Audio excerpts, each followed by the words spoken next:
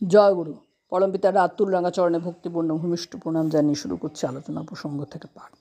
রাত্রে জ্যোতি আশ্রমে বসে শ্রী ঠাকুর বললেন, তুমি হয়তো কোনো জায়গায় গেলে এক কাপ চা খেয়ে চলে আসলে, কিন্তু তাকে দিয়ে তোমার উদ্দেশ্য ও আদর্শের পরিপূরণ কি হতে পারে তা ভাবলে না, বা সক্রিয়ভাবে তার চেষ্টাও করলে না।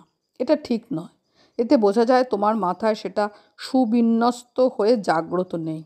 তা থাকলে একটা মুহূর্ত নিষ্ক্রিয় নিশ্চেষ্ট থাকতে না, কাম বাগিয়ে নিতে সব অবস্থার ভিতর দিয়ে। বাৎসরিক শ্রাদ্ধ সম্বন্ধে কথা উঠল। শ্রী ঠাকুর, আমি এক কাম করি, রোজ খাওয়ার আগে বাবা, মা, মেজবউ, সাধনা, ভেলকু, গোপাল, কিশোরী, অনন্ত, যতীনাচার্য চৌধুরী আর পরলোকগত ব্রহ্মস্তম্ভ পর্যন্ত প্রত্যেকে যেন এই অন্নপানে পরিতৃপ্ত হয়ে সন্দীপ্ত হয়ে জীবন যশ ও বৃদ্ধিতে পরিপোষিত হয়ে স্মৃতিবাহী চেতনা লাভ করে, পরমপিতা তোমারই চরণে সার্থকতা লাভ করে, এই বলে গণ্ডুস করি। নরেন্দা, এতে কি শ্রাদ্ধের কাজ হয়? শ্রী ঠাকুর, আমি তেমন ভাবি। কালিদাস দা, তা তো থালার নিচে নামায় দেন। শ্রী ঠাকুর, প্রথমে গুরুকে নিবেদন করার সঙ্গে সঙ্গেই প্রসাদ হয়ে যায়। সেই প্রসাদেরই নিবেদনই পরিবেশন করি আর সকলকে। মোহন ব্যানার্জি, অনেকে বলে নিজে খাবো থালায় আর পঞ্চদেবতাকে দেব মাটিতে, সে কেমন?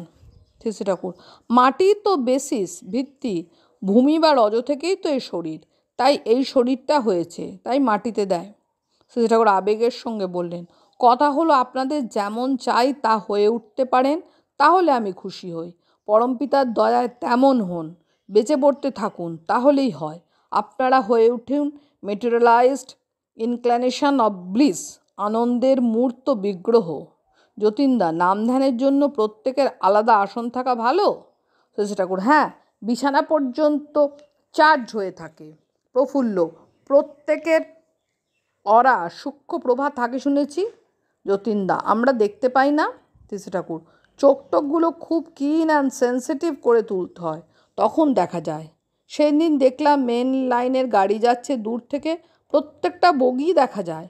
সকালে নামধান করে সবুজ দিগন্তের দিকে তাকালে চোখের দীপ্তি বেড়ে যায়। শ্রী ঠাকুর বাণীগুলি সম্বন্ধে বললেন, ডিকশনারি অফ ডাইরেকশন, নির্দেশাবলীর অভিধান হয়ে যাবে। জয়গুরু বন্দে পুরুষোত্তমম।